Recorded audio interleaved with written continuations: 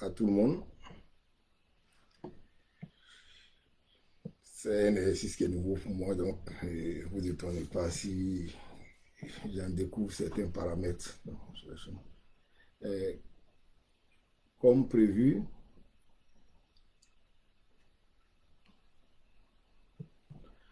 nous allons discuter aujourd'hui de l'intervention du président de la CEI,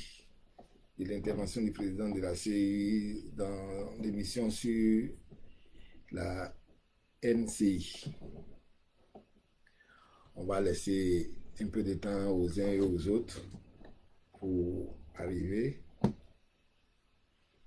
Je sais que le moment n'est pas très propice finalement parce que il y a le match de foot qui a lieu actuellement et qui attire certainement beaucoup plus de personnes. Et en attendant, je vais mettre un peu de musique en précisant que je n'ai aucun droit d'auteur là-dessus. C'est un des auteurs que j'aime bien, ça me rappelle ma jeunesse, c'est Young System.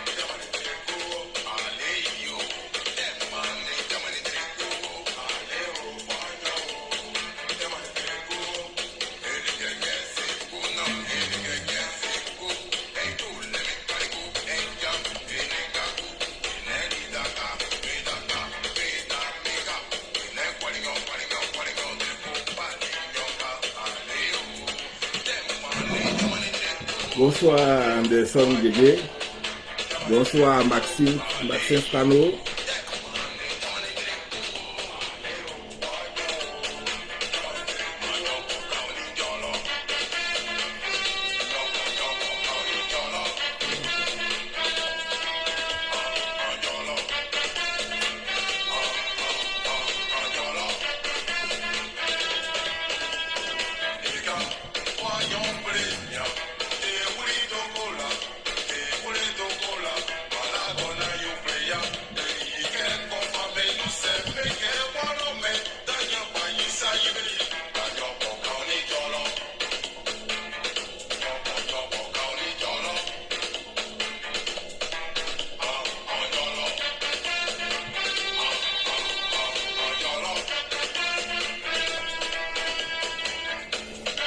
Bonsoir Freddy, comment ça va?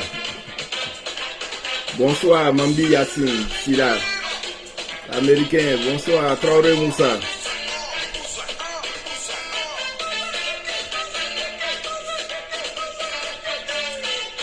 Bonsoir Félix Aubin Amani. C'est vrai que nous sommes en plein jour ici, mais je crois que là-bas c'est la même chose. Et là-bas il fait nuit déjà.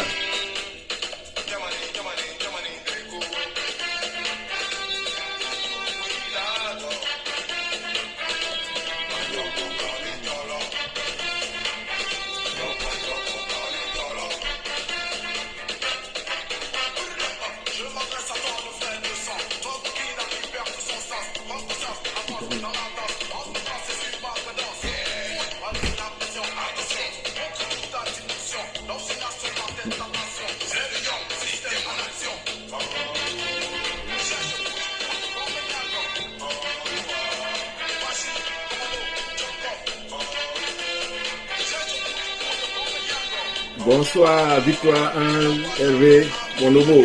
Comment ça va?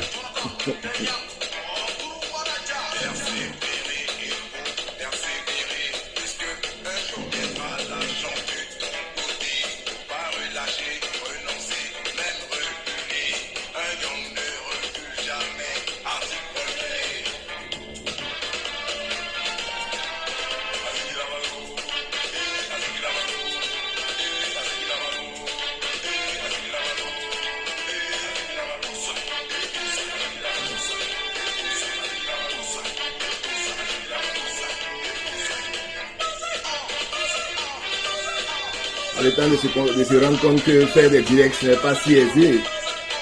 Voilà pourquoi je suis toujours admiratif devant tous ceux qui réussissent à le faire et que je suis certain de faire partie certainement des personnes qui ne jugent pas sur les études qui ont été faites. J'admire le courage parce qu'il n'est pas aisé lorsqu'on a quelques handicaps comme par exemple le fait de ne pas avoir fait assez d'études, d'avoir le courage de prendre le micro. J'aime beaucoup les personnes qui n'ont pas de limites, qui ne se donnent pas des limites, qui réussissent à dépasser ce que la vie semble tracer comme limite. Franchement, personnellement, tous les vidéomans, comme ils s'appellent eux-mêmes, qui s'adonnent à cet exercice-là régulièrement, je suis admiratif. Parce que pour beaucoup, je crois que j'ai constaté qu'ils n'ont pas fait de longues études, mais malgré tout, qu'ils s'en sortent très bien. Et moi qui ai eu la chance de faire quelques études, je me rends compte à l'exercice que ce n'est pas si aisé. Ce n'est pas si aisé de pouvoir le faire. Donc aujourd'hui, nous allons parler de l'intervention du président de la CEI, M.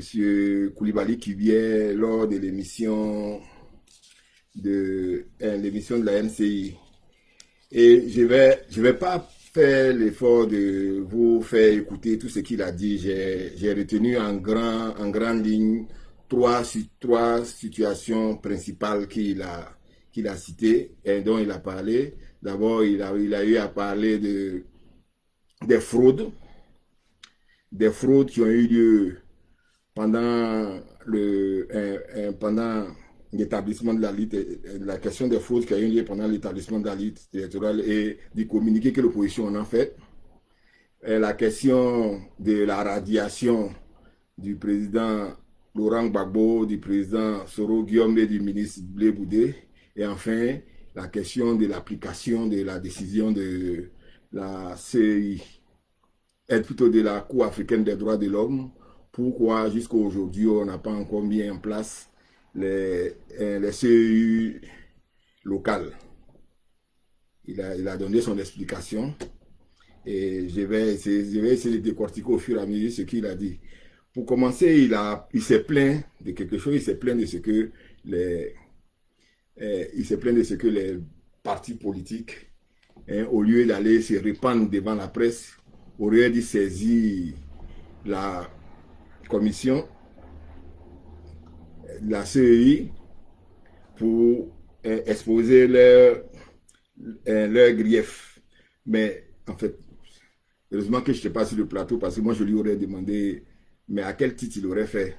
Parce que je ne vois en aucun endroit de la loi, de l'ordonnance sur la CEI, en aucun endroit de la loi sur la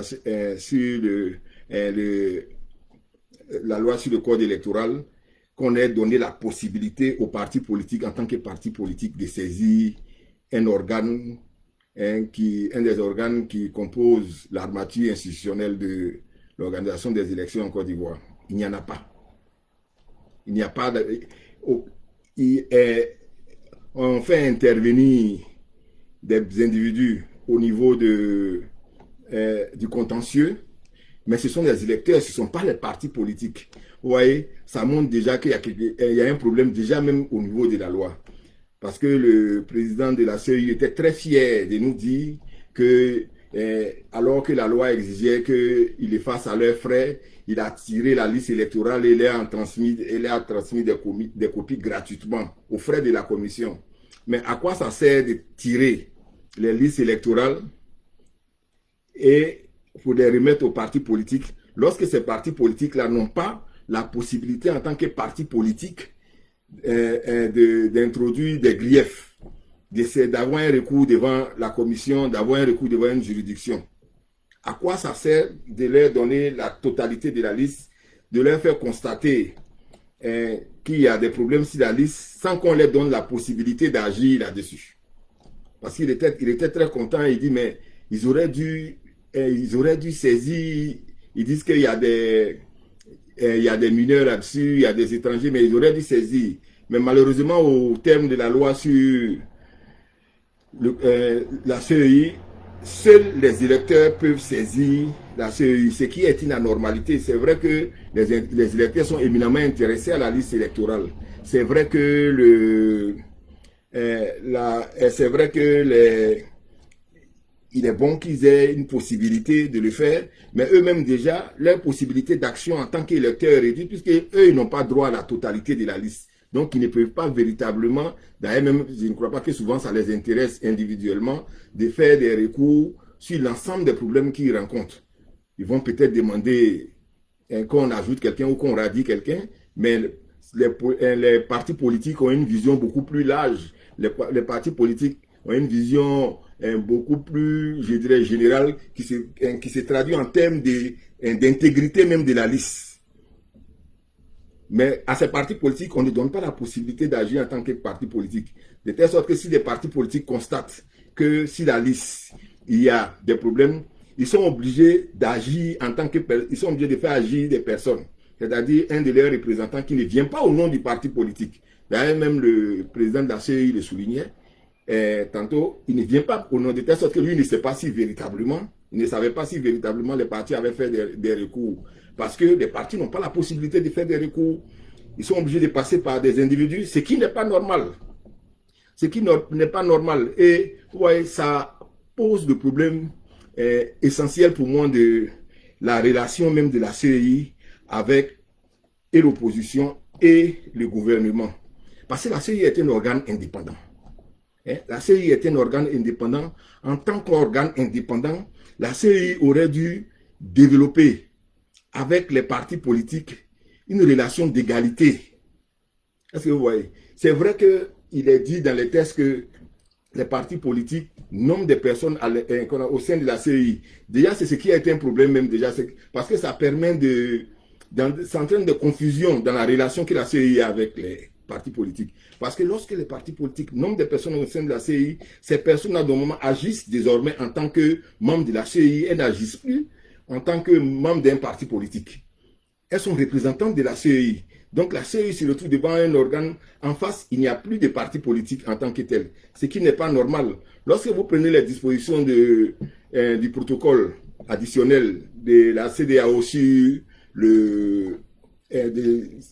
sur la démocratie et la bonne gouvernance, il est demandé à ce que la liste électorale soit établie avec les partis politiques, du concert dans la transparence, avec la collaboration des partis politiques. Mais qu'est-ce qu'on découvre? Lorsqu'on prend le test chez nous, on découvre que en aucun moment on ne voit l'intervention des partis politiques dans la confection de la liste électorale, tant en amont qu'en aval, c'est-à-dire au moment où on est en train de collecter les données et au moment où on traduit ces données-là dans une liste qu'on remet au parti, il n'y a pas d'intervention. En tout cas, sur le plan légal, il n'y a aucune disposition qui permet de régler cette question-là. Mais est-ce que, véritablement, ça devrait être une difficulté en tant que telle? Voilà une problématique qui mérite d'être posée parce que ça en vient à donner la relation que M. Cubier a avec les partis politiques. C'est vrai que il n'y a pas une disposition qui oblige les choses, mais la disposition dont j'ai parlé, qui est une disposition d'une organisation internationale, mais qui s'applique en Côte d'Ivoire, devrait l'amener en tant qu'organe indépendant à organiser les relations qu'ils ont dans tout ce qu'ils ont comme mission, les relations qu'ils ont avec les partis. Rien n'interdisait rien n'interdisait au président de la CEI, sinon à la CEI, d'intégrer dans les équipes d'enrôlement, si les listes électorales, d'intégrer les membres des partis politiques. Rien n'interdisait. C'est la relation que la CEI doit avoir avec les partis politiques, c'est de les amener à avoir confiance en elle, à agir à tout moment pour que la transparence soit, je dirais, la ligne de conduite qui permette à tout le monde d'être rassuré, n'est-ce pas? Et qui permette à tout le monde de pouvoir apporter, je dirais, sa pierre à l'édifice, qui était un édifice commun, qui doit mener normalement à des élections transparentes, qui permettent d'élire celui que le peuple, de désigner celui que le peuple a choisi. Mais la CEI a sa relation avec les partis de l'opposition à travers le gouvernement. Quand j'ai écouté le président de la CEI, il disait non, que ce qu'ils ont appliqué, c'est la loi et les accords politiques. Je suis désolé, je l'ai dit. Ce ne sont pas la loi et les accords politiques seulement. Ils ont appliqué la loi, les décisions de justice, et puis les accords politiques qui pérennisent. Mais dans la gestion des activités de la CEI a le devoir de joindre les partis politiques. C'est-à-dire en amont, comme on le fait, il y avait 11 000 bureaux, d'enrôlement, comme il y a 11 000 bureaux de vote.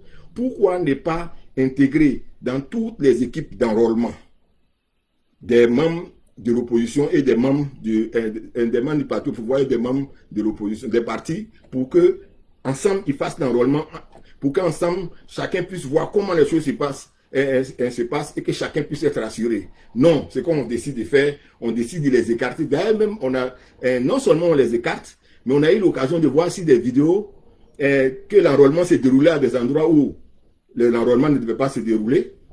On a eu l'occasion de découvrir sur les vidéos que l'enrôlement avait lieu sur les sites d'enrôlement étaient interdits même à certains partis politiques. C'était interdit sous le prétexte que les partis, vous avez dit que vous n'avez pas confiance à la CEI, donc ne venez pas. La CEI, l'enrôlement, les différentes activités de la CEI n'appartiennent pas à la CEI. La CEI a un devoir de créer la confiance, de créer, je dirais, la paix au sein de ses activités pour pouvoir mener à bien ses missions. Mais si la CEI doit tenir compte des déclarations des uns et des autres, et puis ne pas les intégrer là où il faut les intégrer pour que la confiance revienne, vous voyez que nécessairement il y a un problème qui se pose. Donc la CEI n'a pas intégré les partis politiques, ni en amont, ni en aval. Donc, finalement, les partis politiques deviennent quoi? Deviennent des spectateurs. Parce que, comment, ça c'était une autre question que je lui aurais posée. J'ai dit, mais comment, par exemple, des mineurs réussissent à s'inscrire ici dans la liste électorale? Comment des mineurs réussissent à s'inscrire ici dans la liste électorale? Qu'on nous explique.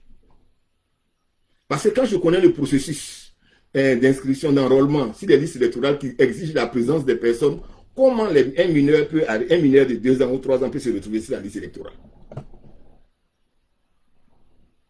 Ce n'est pas possible matériellement que ça puisse avoir lieu.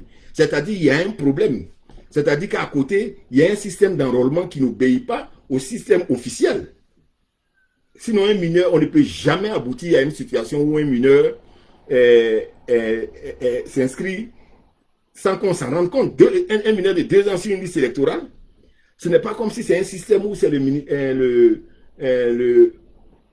mairies, les sous-préfectures, les agents de l'état civil qui envoient les gens qui ont atteint l'âge et puis on les inscrit comme ailleurs. Ce n'est pas ce qui se passe. Il faut se déplacer matériellement pour le faire. Donc, comment on inscrit quelqu'un de 2 ans qui ne peut pas se déplacer matériellement? C'est-à-dire on l'a inscrit ailleurs que là où on doit l'inscrire. Il y a de quoi, si la base de la présence même d'un seul mineur, il y a de quoi se mettre à douter légitimement de ce que les choses ne se passent pas comme les choses auraient dû se passer. Il y a de quoi douter légitimement de cela. Et moi, ce qui me gêne, il y a une fuite permanente de responsabilité. Tout c'est la faute de l'opposition. Tout est la faute de l'opposition. Mais combien de fois, dans le cas de la liste électorale, là, on a vu des éléments qui auraient dû susciter des réactions de la CEI, qui auraient dû susciter pour apaiser les uns et les autres, pour redonner la confiance aux uns et aux autres. Lorsqu'on découvre qu'il y a aux États-Unis, ici, par exemple, que le mari de Kandia Kamara empêchait certaines personnes d'entrer dans ce. La CEI aurait dû faire une déclaration officielle pour dire non, aucune personne n'a le droit, d'interdire à des électeurs de venir s'inscrire, quel que soit le bord. Personne n'est. C'est-à-dire qu'il n'y a pas de traitement égalitaire même des partis. Parce que celui du RHDP, lui, il a pignon sur rue, jusqu'à lui, il a la possibilité d'interdire aux autres d'entrer dans la salle. C'est-à-dire, là, s'il y a une relation avec le RHDP qui n'est pas la même réaction avec la même relation des autres, ça ne peut pas manquer de créer des problèmes. Il y a eu un certain nombre de faits comme ça, extraordinairement, je dirais, scandaleux, mais on n'a pas vu la réaction de la CEI. La CEI qui dit toujours non, il faut qu'on vienne porter plainte. Mais lorsqu'il y a des informations, il faut savoir que les élections, c'est un moment de tension. Les élections, autour des élections, il y a de la tension et il y a de la confiance à créer. Il y a de la confiance à créer.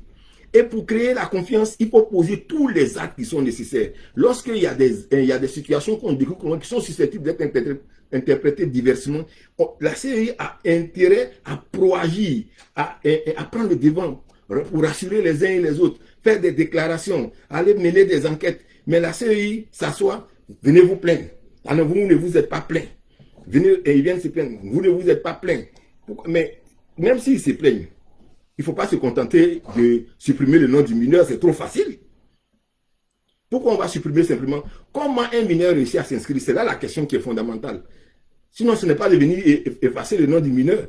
Pour dire non, on va le radier de la liste. Hein? Il n'a qu'à demander la radiation. Non, on ne demande pas la radiation de la liste seulement. Il faut que la CEI réussisse à expliquer comment un mineur réussisse et comment un mineur a pu être inscrit sur la liste électorale. Comment des étrangers ont pu être inscrits sur la liste électorale. Il ne suffit pas de venir faire des choses, des radiations ou bien des injonctions, c'est tout. Non, il faut que la CEI aille au-delà de la radiation, pour apporter des explications qui permettent de rassurer aussi les différents acteurs du système électoral. Elle ne doit pas s'asseoir pour dire, bon, il faut venir ici, on va vérifier. Ah, si ce n'est pas un Ivoirien, non. Mais comment il en arrive là? Parce que fondamentalement, je crois, et ça, je dis fondamentalement, il y a un problème essentiel. Comment des étrangers réussissent à s'inscrire sur la liste électorale? Comment ça se fait quand on connaît le système qui est mis en place? Mais moi, j'ai décidé qu'il y a eu une faille majeure dans l'établissement de la liste électorale. Ce sont les documents qu'on pouvait prendre pour s'inscrire sur la liste électorale. Ça, pour moi, c'est une faille majeure. Il y avait trop de documents qui ne présentaient pas des garanties de sécurité quant à l'identité et à la nationalité des personnes. Il y avait le certificat de nationalité, il y avait le récépissé, il y avait l'attestation d'identité, il y avait les cartes d'identité. Ça fait beaucoup d'éléments qui sont... Un récépissé, il est facilement, il est facile de le reproduire, de faire du faux. Il est facile de reproduire un récépissé, de faire du faux sur un récépissé. On le faisait avec l'extrait de naissance. Quand on connaît le problème des faux qui règnent en matière d'extrait de naissance. Donc aujourd'hui, là, à partir de tous ces éléments-là, quand on peut... Mais il y a éminemment d'étrangers qui peuvent... Derrière les extraits de naissance, il n'y a pas de photos là-dessus. Donc on peut prendre les extraits de naissance de quelqu'un qui est mort pour venir s'inscrire. On peut prendre les extraits de naissance de quelqu'un qui n'est plus... quelqu'un qui n'est pas encore d'Ivoire ou bien qui ne s'est jamais intéressé pour venir s'inscrire. C'est des choses à ne pas faire. Il y avait la nécessité de définir ensemble les documents qui devaient être acceptés et à quelles conditions ces documents devaient être délivrés pour en arriver là. On s'est arrangé, moi je me suis rendu compte qu'on s'est arrangé durant tout le système. On s'est arrangé pour empêcher les Ivoiriens d'avoir accès à la carte d'identité. Mais le document pas essentiel qui permet de s'inscrire sur la liste électorale, c'est la carte d'identité. Mais on s'est arrangé pour que les Ivoiriens... La carte d'identité, c'était un événement... Faire une carte d'identité, c'était un événement banal de la vie. Maintenant, c'est devenu un événement extraordinaire, rattaché chaque fois aux élections. Dans quel objectif? Dans quel objectif? On a vu, il y a quelque temps là, qu'on a retrouvé plus de 250 000 formulaires d'attestation d'identité. Et l'État a essayé de couvrir les choses. Où ça allait, on ne savait pas. Comment on peut admettre, après avoir découvert 250 000 un formulaire comme ça que un tel document puisse faire partie de ceux qui étaient admis pour s'enrôler. Il y a tellement de problèmes qui se posent finalement aux choses qu'il y a la nécessité, je vous dis, il y a la nécessité pour la CEI d'adopter une attitude beaucoup plus humble. De ne pas, j'ai senti un président de la CEI qui était trop en situation de défiance vis-à-vis des autres acteurs. Et ça, ce n'est pas une bonne chose. Chaque fois que je le vois agir, je me dis, mais par ses déclarations, il a tendance à mettre du feu. Si on demande spécialement son départ à lui, ça dépend de son attitude. Il n'a pas à défier les partis politiques. Il a à collaborer avec les partis politiques parce que les différentes étapes qu'il doit traverser dans le cadre, il est obligé de le faire avec ces partis-là. Hein? Moi, franchement, j'ai été touché. Et je me dis quelque chose. Quand vous prenez la loi, il a tendance à se rapporter à cela, mais quand vous prenez la loi sur le code électoral, vous vous rendez compte que le système d'enrôlement qui est prévu, ce n'est pas le système qui est appliqué. L'enrôlement, là, c'est une activité, l'enrôlement sur les listes électorales, c'est une activité annuelle, c'est-à-dire permanente. Chaque année, c'est une activité administrative qui est une activité qui est différente de l'activité de production même de la liste électorale à chaque élection. De telle sorte que normalement, on devait pouvoir, ceux qui ont atteint l'âge, ceux qui n'ont pas été inscrits, pouvoir s'inscrire longtemps même chaque année, longtemps même avant des élections. De telle sorte qu'au moment où les élections arrivent, quand on dit il faut tirer 3 mois, il faut tirer la liste au provisoire, on n'a qu'à aller sur le plan informatique, on tire les documents, on les colle, on les affiche pour que les gens viennent voir. Ce n'est pas au moment où on doit tirer les éléments qu'on doit faire les enrôlements. On se rend compte qu'il y a un décret qu'on prend qui organise l'enrôlement, qui organise le contentieux, alors que l'enrôlement et le contentieux sont organisés par la loi. Le décret ne peut pas venir se substituer à la loi. La loi dit clairement que l'enrôlement a lieu annuellement. Donc, la CEI a comme mission de pouvoir mettre en place dans les sous-préfectures, dans les départements, dans les communes, différentes équipes qui devaient pouvoir réaliser de façon permanente cette activité-là. De telle sorte qu'au moment où les élections approchent, il n'y a pas de goulot, d'étranglement. Tout le monde est serein, on n'a qu'à attendre et puis on tire. Et dans le cadre de cette activité permanente-là, elle devait joindre les partis et les choses. C'est ce qui se passe en France, pour ce que je sais. C'est ce qui se passe en France.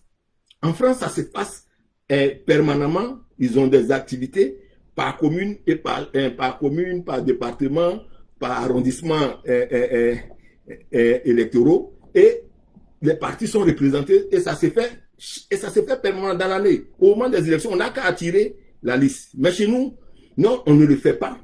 Ensuite, pour avoir la carte d'identité qui permet de choses, c'est un problème, la carte d'identité. Alors là, c'est la croix et la bannière. Maintenant, tout le monde se plaint. On dit, bon, reconduisez la carte d'identité pour ceux qui ont déjà une carte d'identité orange là, et on va, de telle sorte que l'opérateur puisse se concentrer sur les nouvelles personnes et sur les personnes qui ne sont pas encore inscrites. Ils ont refusé. Jusqu'à un moment donné, quand ils se rendent compte, c'est exprès, ils font. Parce qu'une fois qu'ils refusent, et quand ils proposent finalement aux gens, on va mettre les récépissés, on va mettre les attestations d'identité, on va mettre la possibilité de s'inscrire avec un certificat de nationalité, où il n'y a pas de photos, où il n'y a pas de choses, tout le monde est content. Tout le monde est content. On dit, ils ouvrent, mais la vérité, quand ils ont ouvert la fraude aussi. Ils ont ouvert la fraude. Quand vous découvrez que, à Mans, par exemple, qu'il y a un responsable de parti qu'on retrouve avec des milliers de certificats de nationalité, sous le prétexte que lui, il allait établir le certificat de nationalité pour les gens. Quand vous découvrez un ministre dans son domicile qui est en train de faire des certificats de nationalité, mais la CEI avait le devoir de faire communiquer sur toutes ces situations-là. Parce qu'en réalité, le certificat de nationalité étant établi pour aller spécialement, c'est un certificat spécial, pour aller s'inscrire sur la liste. La manière dont on devrait délivrer, ce n'est pas de cette manière que c'est délivré. Ça devait être très personnel. Donc, le certificat seulement signifiait, il fallait que la personne même se déplace. Mais on découvre que le certificat est délivré en masse, on ne sait pas à qui on délivre, mais c'est trop facile. On prend des certificats, on fait des extraits de naissance là, on fait des attestations d'identité qui sont fausses, on prend, on vient mettre, et puis on enregistre, et puis on vient mettre ça sur la liste, on vient s'enrôler avec. Tout le système d'enregistrement est un système à problème. Tout le système d'enregistrement est un système à problème. C'est un système à problème. Donc, il y a lieu, au lieu de se gonfler la tête, au lieu de venir mettre les partis politiques au défi, de venir présenter les griefs, alors que les tests ne permettent pas aux partis politiques de présenter des griefs en tant que partis politiques, c'était le lieu d'organiser une forme d'audit. L'audit, là, il était fier de dire non, mais on peut faire un audit interne. J'ai dit, mais pourquoi tu attends et demande l'audit international? Tu peux leur demander de venir. Toi aussi, tu peux leur demander, bon, au lieu de demander un audit international, venez, on va essayer de faire un audit en attendant que vous obteniez éventuellement. Mais il ne fait pas ça, hein. Il se contente chaque fois. Il est dans une situation toujours de dire que la faute, ce sont les autres. Lui, il doit rassurer. Lui, il ne rassure pas. Son organe même est contesté par cette chose. Il doit poser des actes qui rassure, mais c'est lui qui chaque fois se met dans une situation de défiance vis-à-vis des autres. C'est lui qui se met dans une situation de défiance. Est-ce que c'est une manière de travailler ça? Et ensuite, on découvre quoi? C'est là où même on découvre que ce n'est pas un organe impartial. Je suis désolé pour monsieur Cubière. On découvre la radiation du président Laurent Gbagbo, la radiation du ministre Blé Goudé, la radiation du président Soro-Guillaume. Mais cette radiation n'a aucun sens. Je vais commencer par le plus facile, parce que pour moi, c'est la radiation du président et du ministre Blé Goudé. Le ministre Blé Goudé a été jugé par contumace. Il a été condamné par contumace.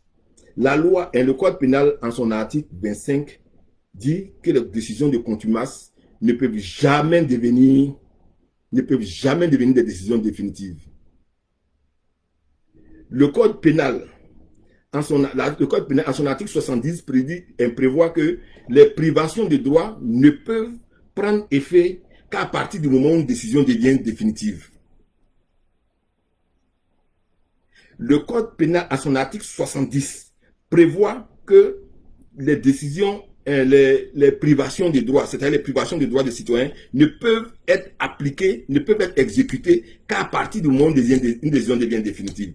L'article 25 du même code dit que les décisions par contumace ne peuvent jamais devenir des décisions définitives. Donc, la privation de droit ne peut jamais être appliquée à quelqu'un qui a été condamné par contumace.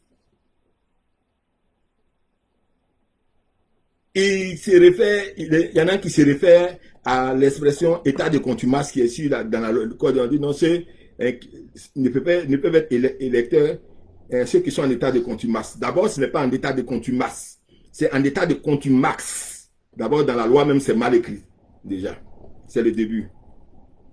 Ensuite, l'état de contumace a été supprimé dans le nouveau code de procédure pénale. L'état de contumace, c'est un état qui existait dans le code de procédure pénale de 1981. Ça consistait à quoi? Le contumace, c'est celui qui ne s'est pas présenté volontairement à l'audience alors qu'il est poursuivi pour crime.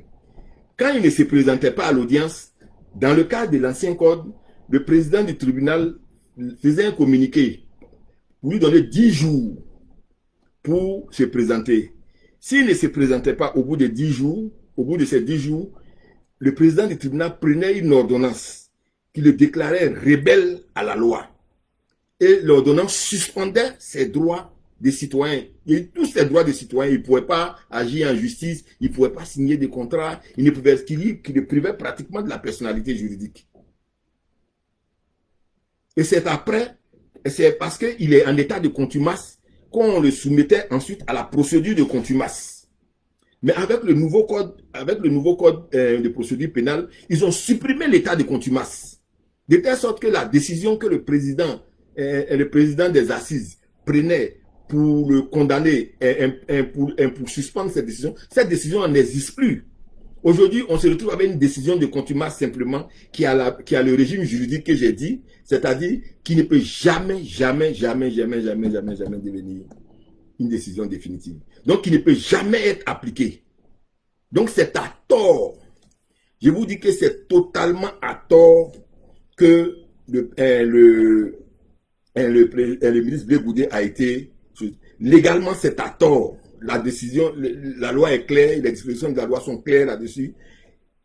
L'article 70 qui dit que les privations de droits ne peuvent s'appliquer que à partir du moment où la décision devient définitive. Et l'article 25 qui dit que les décisions par contumace ne peuvent jamais devenir définitives. Donc les privations de droits ne peuvent jamais...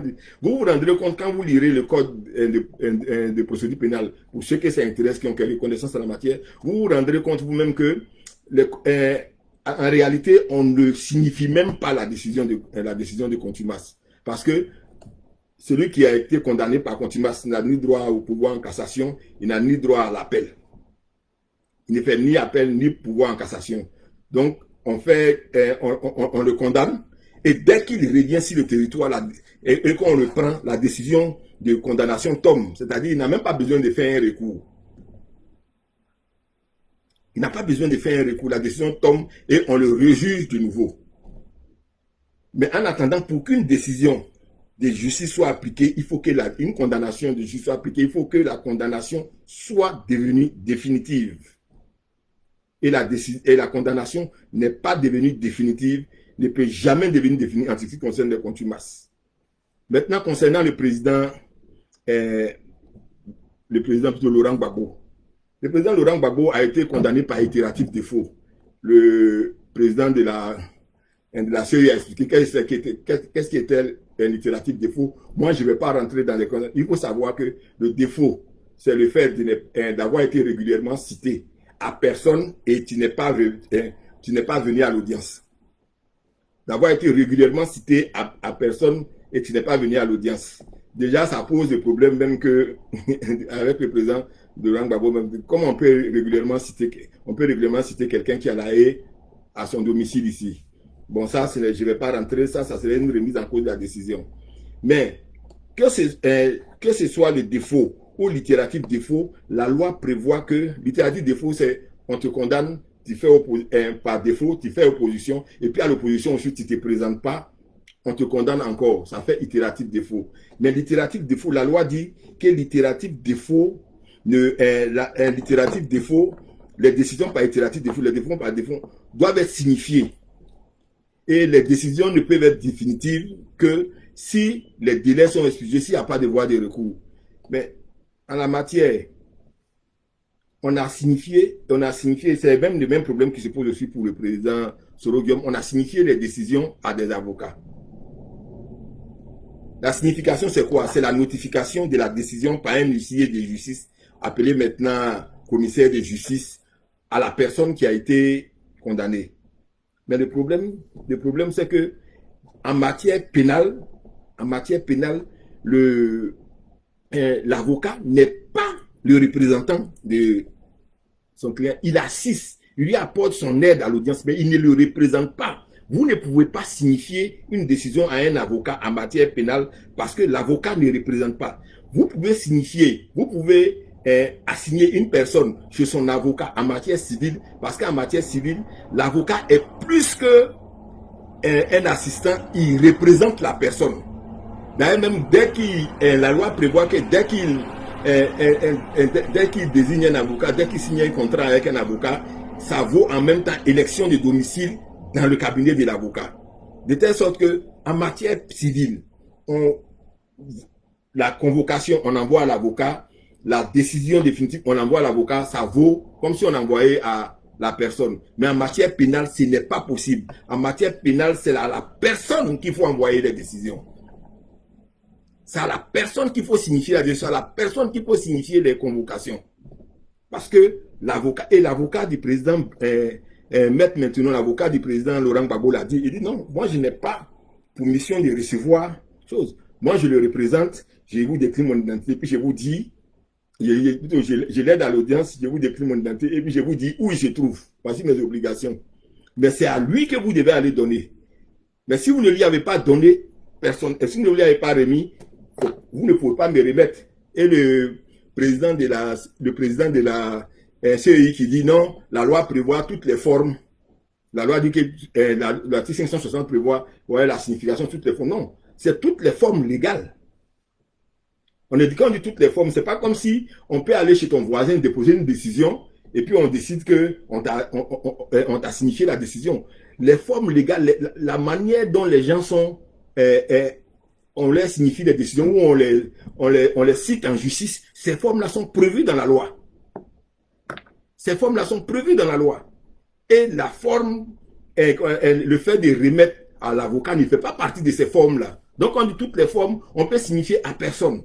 C'est prévu dans la loi. On peut signifier à domicile, c'est prévu dans la loi. On peut signifier à parquet, c'est prévu dans la loi. On peut signifier à mairie, c'est prévu dans les lois. Mais en matière pénale, on ne signifie pas à avocat. Si tu as signifié avocat, c'est comme si tu n'as pas signifié. C'est comme s'il n'y a jamais. Donc, c'est-à-dire les délais n'ont jamais couru. C'est-à-dire que la décision n'est jamais devenue définitive. Contrairement à ce que le président de la CEI le dit. Il dit non, en matière, il est rentré dans les considérations, il se croyait en matière civile. Non, en matière pénale, jamais c'est une chose. Et ça, c'est un autre élément. Le deuxième élément, c'est quoi? C'est que le président Laurent Gbagbo est à l'étranger. Quand vous prenez, j'ai l'article ici, je tenais à le prendre, quand vous prenez la loi, vous vous rendez compte que le président Laurent Gbagbo est à l'étranger, comme le président Soro Guillaume, la loi ne prévoit pas, à part la signification à personne, un mot de signification, un autre mot de signification à une personne qui est à l'étranger. La loi ne prévoit pas. La loi dit simplement, nous donne comment on cite une personne qui est à l'étranger. C'est-à-dire quand on dit citer, c'est la convocation, comment on le convoque à une audience. Mais la loi ne dit pas, quand quelqu'un est à l'étranger, quand il y a une décision, comment on lui notifie la décision. La loi ne dit pas. Et si la loi ne dit pas, c'est vous dire que la décision ne peut jamais devenir définitive tant que la personne ne rentre pas au pays. Je vais vous... il faut que je retrouve ces dispositions-là.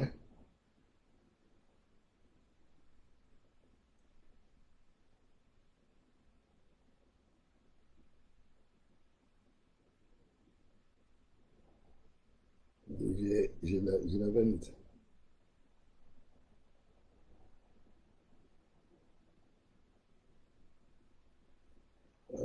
J'avais... Non, qu'est-ce que j'ai fait? Excusez-moi, je suis allé dans...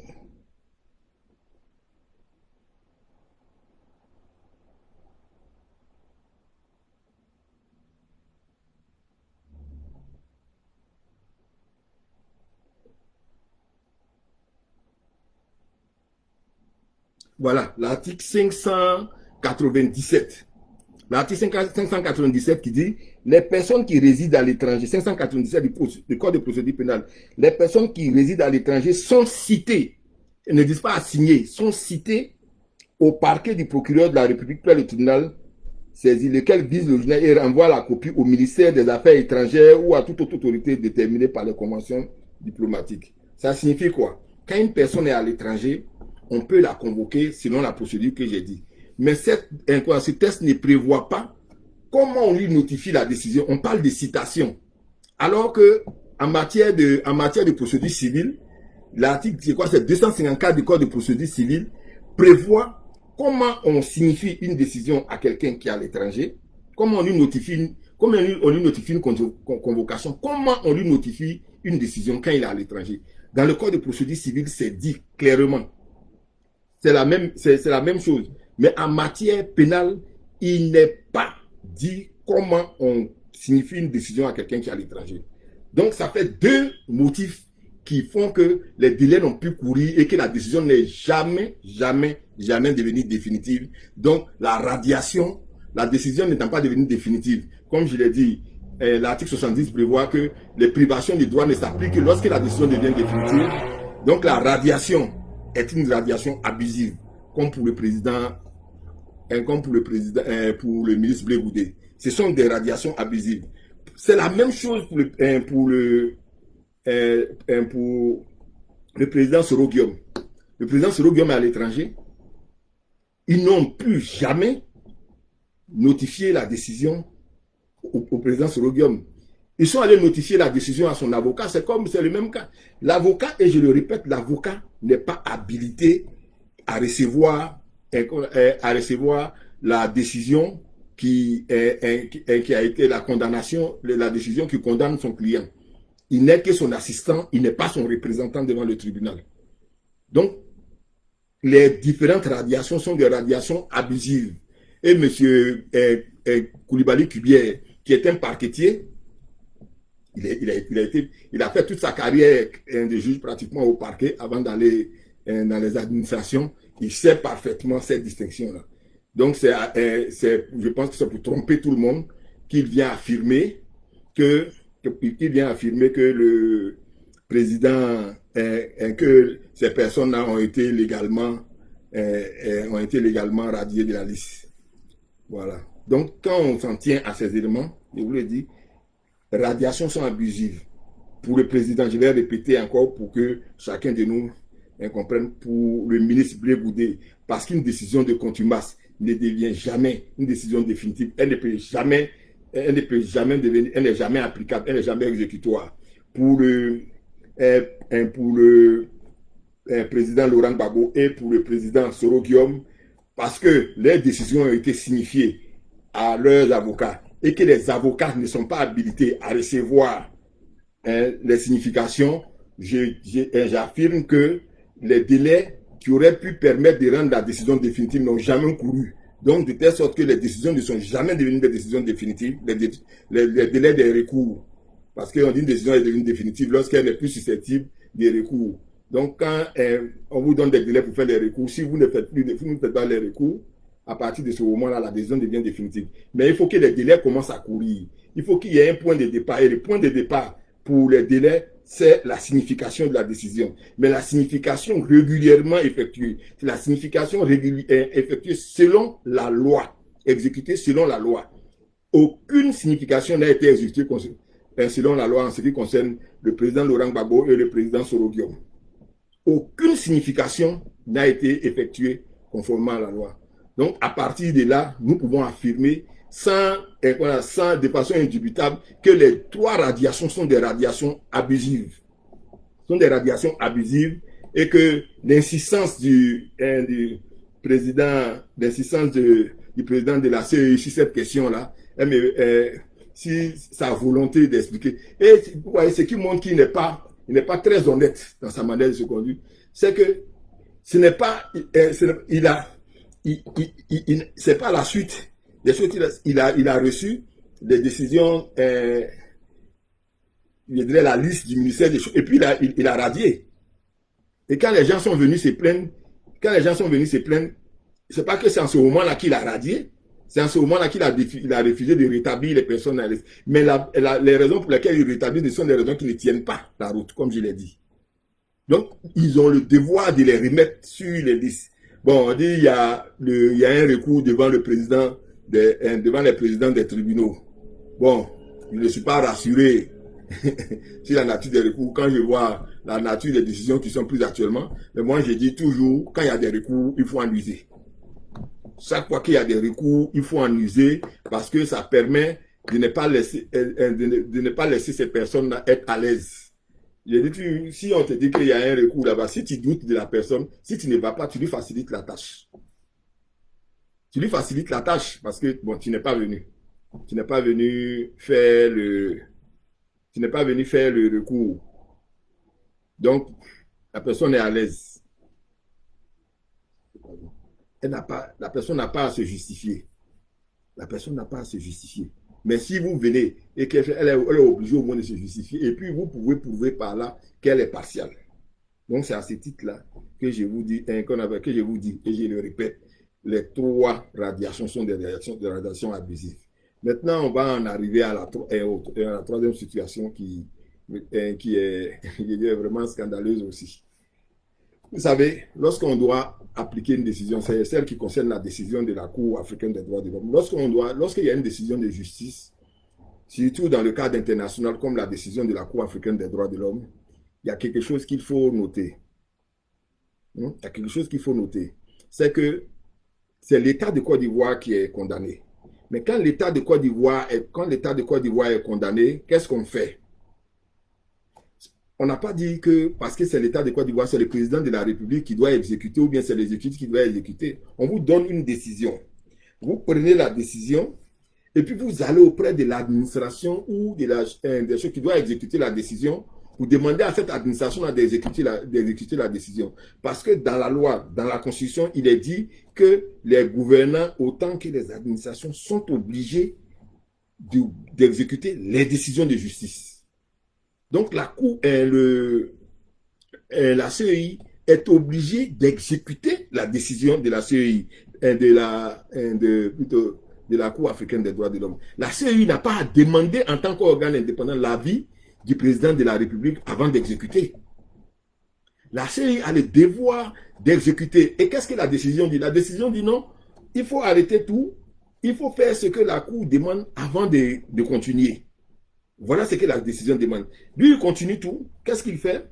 Il continue tout. Il va même encore plus... il continue tout. Il s'arrange pour que la liste électorale ne soit plus susceptible d'être mise en cause par les nouvelles CEI locales qui sont en train d'être nommées. Ils n'attendent même pas que la CEI soit remise à niveau parce qu'il faut aussi que non seulement on revoie la situation des partis politiques, mais on revoit la situation des représentants aussi des organisations de la société civile. Il n'attend pas tout ça là. Il se précipite pour finir la liste électorale. C'est pour vous dire que la liste électorale est un élément central d'une stratégie qu'on appelle d'une stratégie qui ne veut pas voir, qui interdit que les partis d'opposition puissent intervenir dedans.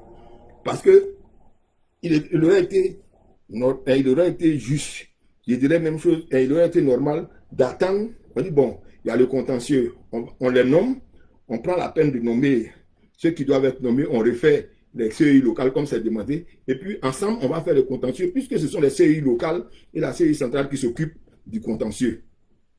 Non, il se précipite pour faire le contentieux, et puis c'est après le contentieux, il décide que lui, il va nommer. C'est-à-dire que désormais, la liste est établie, selon eux, conformément à la loi. C'est après que lui, il décide maintenant de faire le... C'est maintenant que lui décide qu'on va pouvoir les installer. Non. Non, non, non, non, non, non. On va reprendre cette liste-là. On va reprendre les choses où les choses... Parce que quand on dit que ce n'était pas établi, ça signifie que tout le monde doit participer à toutes les étapes. D'ailleurs même, il est en train de se fonder sur les choses. Mais la loi dit que, il dit que, et comme je le disais tout à l'heure, que les partis politiques n'ont pas le droit, mais on va utiliser un test qui n'est pas prévu. Des dispositions ne sont pas prévues dans la loi sur la CEI et des dispositions qui ne sont pas prévues sur la loi sur le Conseil constitutionnel, ni dans la Constitution. On va utiliser le protocole additionnel sur la démocratie qui dit expressément que lorsque vous avez un droit tel que prévu dans les différents instruments des droits de l'homme ou choses et que vous n'avez pas pu en bénéficier, vous pouvez réclamer cela devant les juridictions des droits communs sur la base du protocole. Le protocole donne compétence aux juridictions des droits communs pour que vous puissiez faire valoir vos prétentions devant une juridiction des droits communs. En matière d'élection, la juridiction des droits communs, c'est le Conseil constitutionnel. Donc, sur la base de ces dispositions, je crois que c'est l'article 5 du protocole additionnel qui dit que le protocole additionnel donne compétence en l'absence de tests particuliers sur le plan national pour faire valoir les droits à un recours, parce que c'est le droit à un recours pour faire valoir les différents droits prévus par les instruments internationaux. Le protocole donne compétence à la juridiction du droit commun. Donc aujourd'hui, les partis politiques à qui on ne donne aucun droit dans le cadre de la loi sur la CEI, ni dans le cadre de la loi sur le code électoral, ni dans le cadre de la loi sur le conseil économique, ni dans la Constitution, sur la base du protocole, la loi dit que tout le monde a droit à la justice, l'accès à la justice. On a le droit de pouvoir porter son affaire devant la justice. Ce n'est pas seulement pour les personnes physiques, c'est aussi pour les personnes morales. Donc, sur la base de ce protocole-là, les partis politiques peuvent saisir le conseil constitutionnel et demander à ce que et contester et la loi électorale. Et la loi électorale, parce que la loi électorale n'est pas une loi qui a été prise conformément à la Constitution. Contester la liste électorale, contester la présence des personnes qui n'auraient pas dû participer à ces activités-là dans la commission, dans la commission électorale. Donc, on a une disposition qui permet aux partis politiques. C'est une disposition qui n'est pas connue, parce que beaucoup de gens ne connaissent pas les dispositions internationales. Donc, de telle sorte que c'est moi-même, je suis tombé dessus par hasard en lisant, et puis je me suis rendu compte que, mais à la vérité, voilà une disposition qui peut servir aux partis politiques qui veulent initier des actions, parce que la loi, quand il lit la loi sur le code électoral, quand il lit la loi sur, la commission, la commission électorale, tu te rends compte que le pouvoir de faire des recours est un pouvoir véritablement limité qui ne porte pratiquement pas sur l'organisation même des choses. Ce sont des pouvoirs sur la tenue du scrutin, c'est-à-dire le jour du scrutin, mais il n'y a pas de possibilité pratiquement dans les lois, à part les droits reconnus aux électeurs de radier ou bien de faire adjoindre des noms sur la liste électorale. Il n'y a pas véritablement d'ouverture qui permettent aux citoyens, qui permettent aux partis politiques et aux choses de pouvoir contester, de pouvoir porter des contestations devant le conseil constitutionnel. Ce n'est pas normal, parce que l'organisation, il y a trop de problèmes qui se posent dans l'organisation. Il y a trop de problèmes qui se posent dans l'organisation. Et cette année-là, comme ça, vous vous rendez compte vous-même qu'on se retrouve dans une situation où on a une loi, une ordonnance qui a été prise par le président de la République en violation de tous les textes. Comment quelqu'un qui veut même être candidat lui-même, c'est lui qui a fait la loi en restant chez lui à la maison. Donc c'est par rapport à cela que nous estimons que les partis politiques, les organisations des droits de l'homme, même les citoyens, peuvent saisir sur la base du protocole additionnel sur la démocratie et la bonne gouvernance, le Conseil constitutionnel, et puis de tous les griefs qu'ils ont contre le processus, allant de l'organisation jusqu'au moment où les choses sont arrivées, de tous les griefs sur la base de ce protocole-là. Il faut mettre ça en relation avec, parce que tout a une relation avec les différents droits de l'homme. Tu portes ta plainte en soulevant que la loi te prive du droit à un recours devant une juridiction pour faire valoir tes droits devant des droits quant à tel problème. Cette disposition-là, ceux qui sont intéressés, qui veulent savoir, je vais mettre ça sur mon site, voilà, pour que chacun puisse s'en imprégner, pour que les partis politiques et les choses puissent s'en servir, parce qu'il est trop facile d'aller comme ça, de pouvoir faire n'importe quoi et que les personnes n'aient pas de recours véritablement devant le Conseil constitutionnel pour faire rétroagir les choses. Maintenant, pour terminer, il faut se rendre compte à l'évidence. Moi, c'est l'attitude du président de la CEI qui me choque, parce que, je le dis et je le répéterai toujours, il y a ce que les lois vont prévoir pour la composition de la CEI, ce que les lois vont prévoir en termes de procédure, de contestation des choses. Ça, ce sont des questions qui relèvent du politique. C'est-à-dire, ce sont des questions qui relèvent de la relation entre les opposants et le parti politique. Ça résulte aussi de la relation entre comment on appelle ça, les partis, l'opposition, entre les membres de l'opposition, même de la société civile même. Il y a des questions qui relèvent d'elle. Mais quand il s'agit de la conduite du processus, la CEI est un organe indépendant. La CEI est un organe indépendant. La manière dont la CEI réalise, exécute les missions qui lui sont attribuées, c'est la CEI et le président de la CEI et les membres de la CEI qui en décident. La CEI a l'obligation de mener des activités de concert avec les partis politiques. Toutes les activités qui nécessitent la présence des partis politiques, la CEI devrait pouvoir les organiser sans se référer au ministère, au président de la République, sans se référer au gouvernement pour chose. Malheureusement, chaque fois qu'il y a des questions qui se posent avec les partis politiques, la CEI a tendance à aller. Mais la CEI n'est pas donc un organe impartial. Un organe impartial, un organe indépendant, c'est un organe qui peut prendre des décisions par lui-même dans la conduite du processus, dans l'intérêt du processus. Et l'intérêt du processus exige que les partis politiques puissent intervenir au niveau de la confection des listes électorales, les partis politiques puissent intervenir dans la contestation, dans le contentieux de la liste électorale, les partis politiques puissent intervenir à tous les niveaux du système pour que la confiance règne et que ensemble, partis politiques, partis au pouvoir, CEI, on réussisse à aboutir à des élections apaisées. Mais si les partis politiques, surtout les partis de l'opposition, sont vus comme des intrus par la CEI, si la CEI considère que faire, je dirais, établir une liste électorale,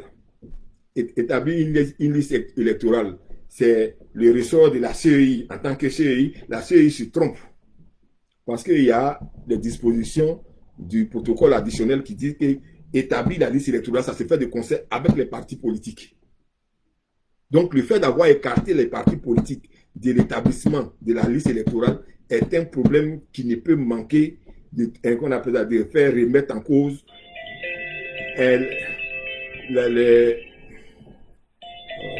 excusez-moi.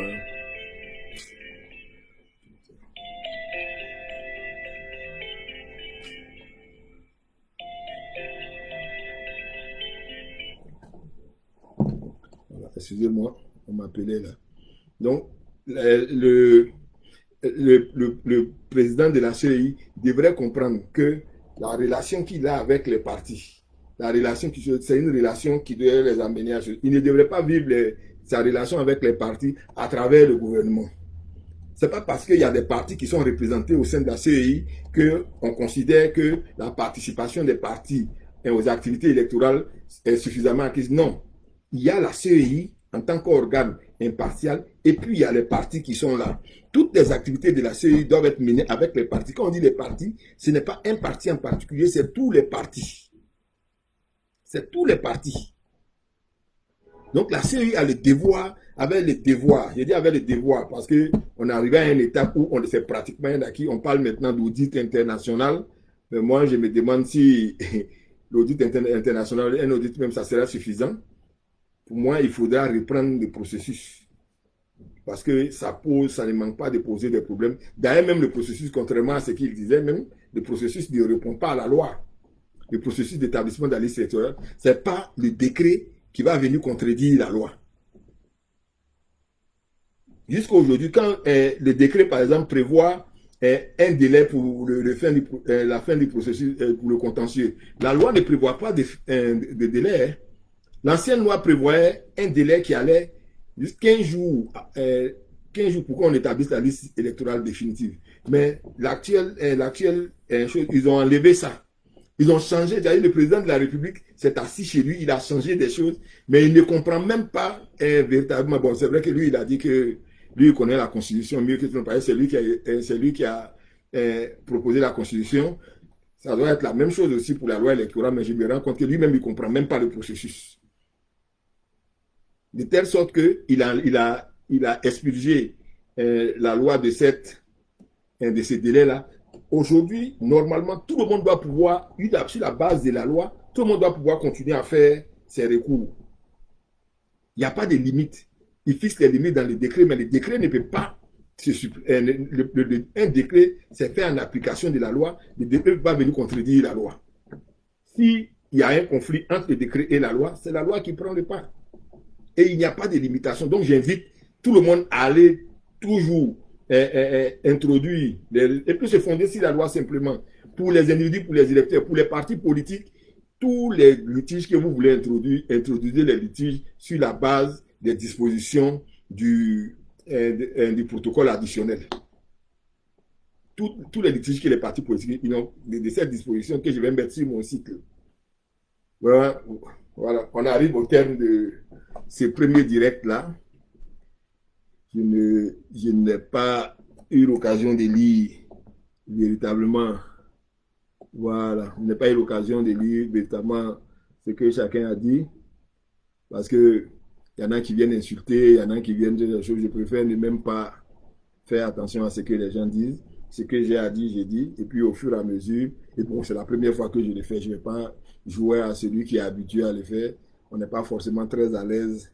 J'aime écrire, mais parler devant tout le monde, c'est vrai que mon métier le permet.